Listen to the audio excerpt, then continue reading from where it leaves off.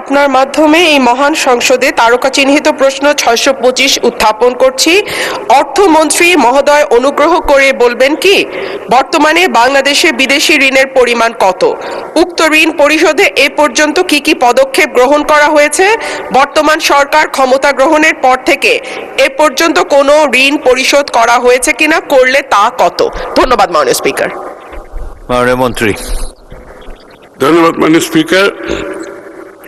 ফেব্রুয়ারি 2026 মাস পর্যন্ত হিসাব অনুযায়ী বাংলাদেশ সরকারের বৈদেশিক ঋণের স্থিতি 78,767.20 মার্কিন মিলিয়ন ডলার সমপরিমাণ।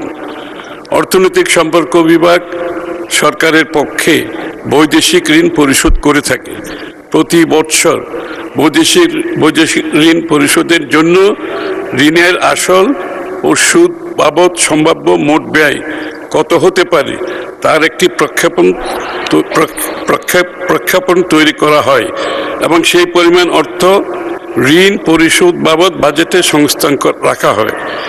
বাজেট বরাদ্দ ব্যবহার করেই সারা বছর পরিশোধ সূচি অনুসরণ করে ঋণ পরিশোধ করা হচ্ছে। বর্তমান সরকার ক্ষমতা গ্রহণের পর থেকে এই পর্যন্ত মোট 90.66 মিলিয়ন মার্কিন ডলারের সমপরিমাণ ঋণ পরিশোধ করা হয়েছে। আপনাকে ধন্যবাদ মাননীয় স্পিকার।